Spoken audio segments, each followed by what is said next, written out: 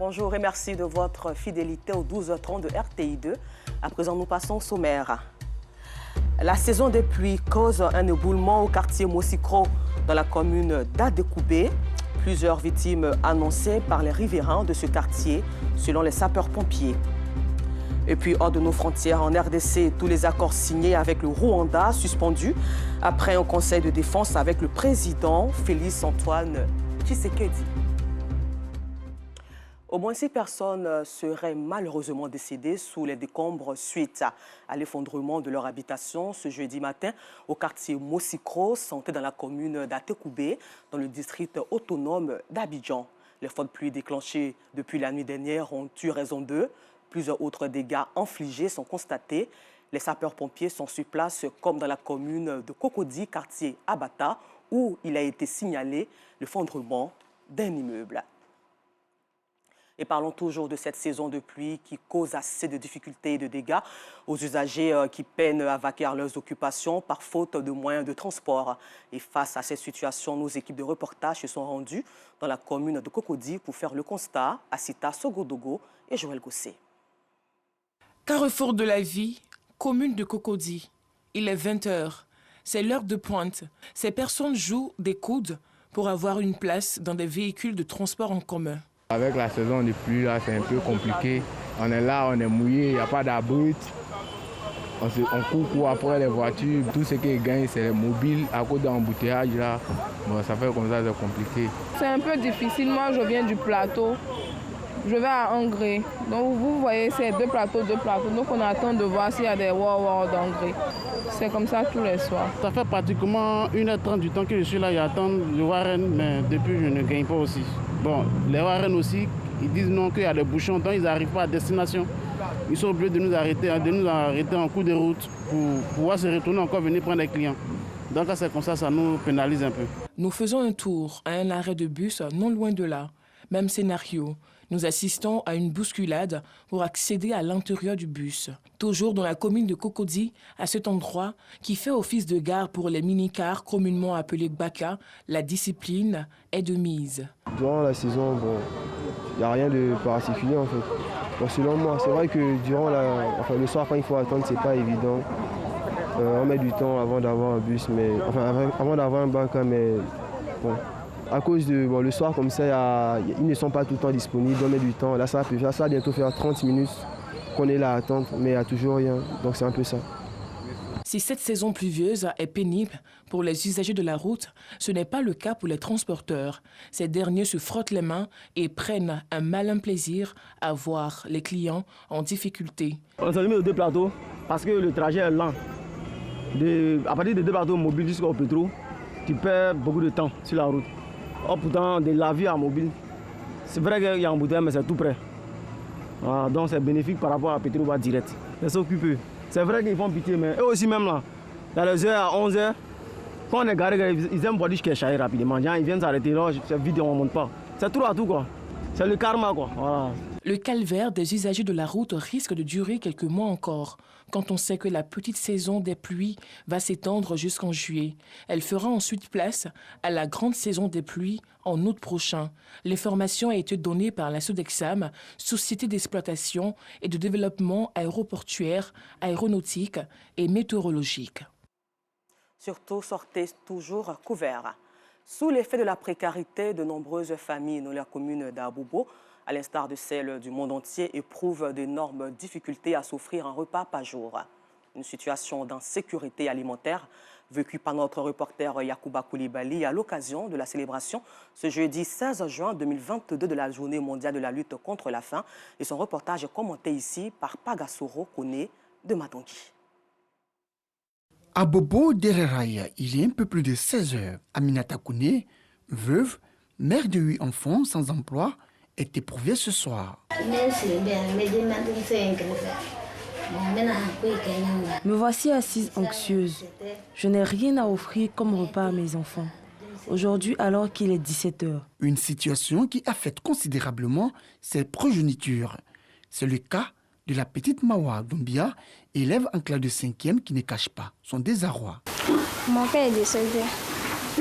On est resté avec nos mamans. C'est eux qui s'occupent de nous. Maintenant, c'est difficile. Face à cette réalité de précarité, Aminata Kone a un conseil à l'endroit de toutes ces femmes vivant en couple. Le mariage est difficile. J'invite toutes les femmes à préserver leur foyer. Avoir un mari, c'est se décharger d'un fardeau. Comme elle, nombreuses sont les familles éprouvées par cette situation d'insécurité alimentaire. Diatou Kone, veuve et mère de 10 enfants, se soucie de l'insuffisance du repas qu'elle offre à une dizaine de personnes ce soir.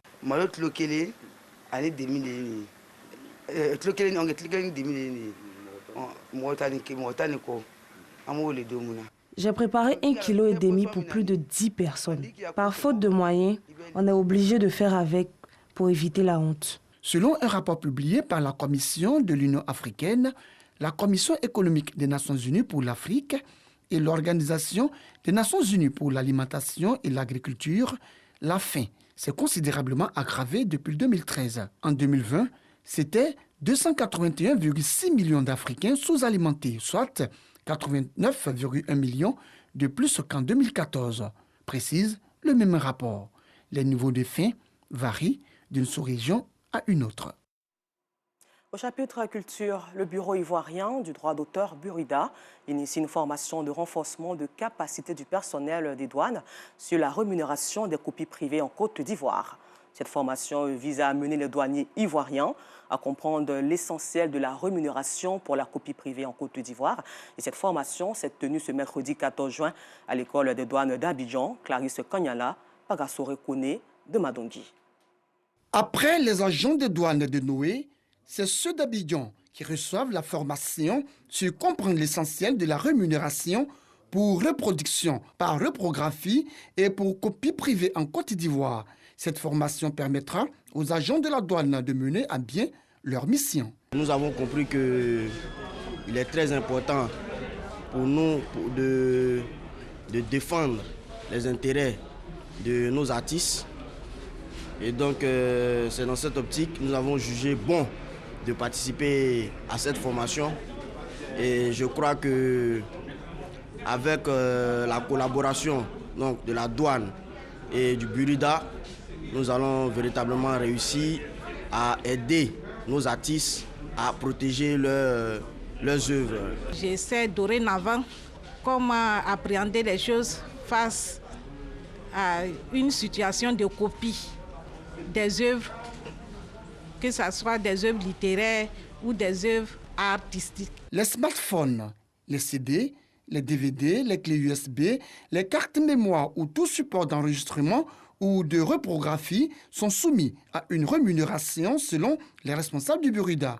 Une disposition pour protéger tous les droits d'auteur et les éditeurs exposés à la contrefaçon de leurs œuvres.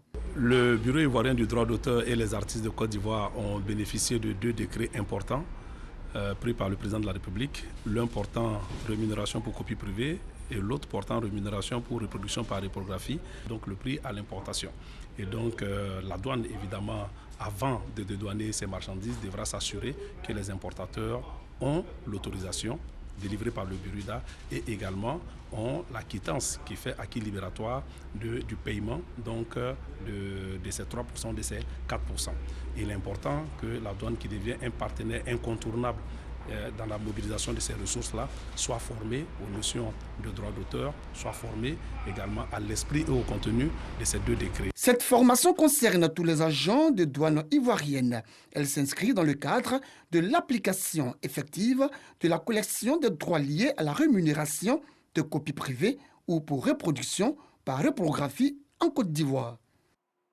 Le Bureau ivoirien des droits d'auteur fait toujours parler de lui. Ce mardi 14 juin, lors d'une conférence de presse, il a procédé à la publication du top 10 des bénéficiaires des droits d'auteur et des droits voisins de plus de 150 millions de francs CFA pour le trimestre de janvier à mars 2022.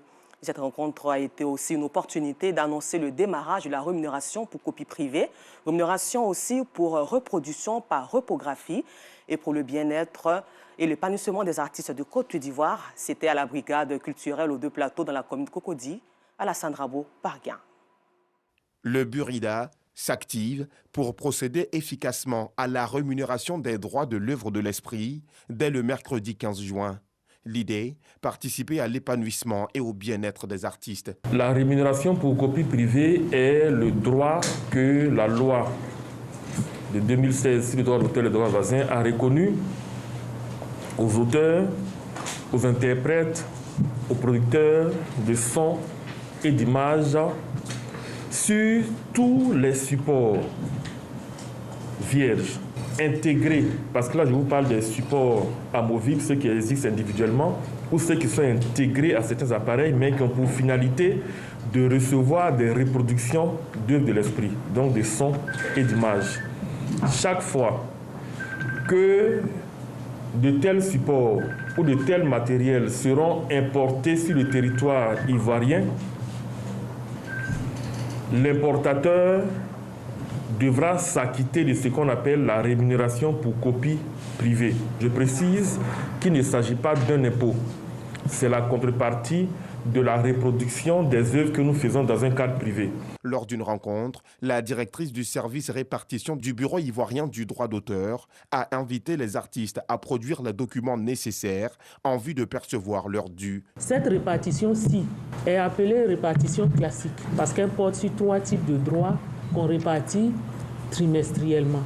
Les listings qui seront affichés, où ils vont voir s'ils sont concernés, quand ils ne trouvent pas leur nom, ils ne sont pas contents. Alors qu'ils font partie des répartitions, mais les droits sont toujours en attente. C'est l'occasion de lancer l'appel pour eux, pour leur dire de venir déclarer les œuvres. La liste des bénéficiaires de la rémunération du premier trimestre de l'année 2022 est disponible sur le site officiel du Burida, www.buridaci.com. En sport, le ministre de tutelle, Claude Daoupoulin, a procédé à la remise officielle des récompenses de 2e et 3e du prix national d'excellence 2021 de la catégorie sport. Avec Arsène Kouassi du service des sports, nous les découvrons ensemble. Classés respectivement 2e et 3e du prix d'excellence du meilleur athlète ivoirien 2021, Marcel Diombo et Cissé Cheikh Salah, représentés par son père, reçoivent leur prix des mains du ministre des Sports. 1,5 million de francs CFA pour la chaire Diombo Marcel et 1 million plus des trophées et des diplômes pour Cissé Cheikh Salah. C'est le fruit de leurs efforts durant l'année 2021 qui leur a valu la 2e et la 3e place des meilleurs sportifs à la cérémonie du prix national d'excellence. Et comme il fallait s'y attendre, la porte-parole des récipiendaires a exprimé sa gratitude aux autorités ivoiriennes. Je tenais à vous dire merci. Merci pour votre sollicitude. Vous qui ne ménagez aucun effort pour tous vos athlètes. À travers saluer son Excellence, Monsieur le Président de la République, qui ne lésine aucun moyen afin de nous permettre d'être à tous les rendez-vous pour le rayonnement de notre beau pays. C'est l'occasion pour moi de vous encourager, de vous exhorter et d'exhorter tous les sportifs à faire preuve d'abnégation dans les jours à venir, parce que le président a voulu que l'année 2022-23 à venir soit une année où le sport soit au cœur des préoccupations de la Côte d'Ivoire.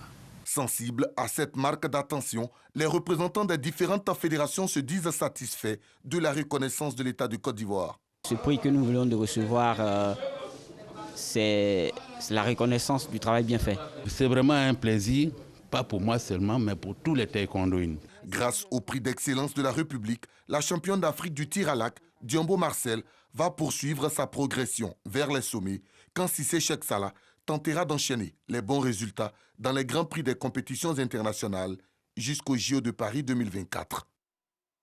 Nous le disions en titre, en RDC à Kinshasa, le Conseil supérieur de la défense s'est réuni sous la présidence de Félix-Antoine Tshisekedi. Au menu, la situation sécuritaire dans l'est du pays.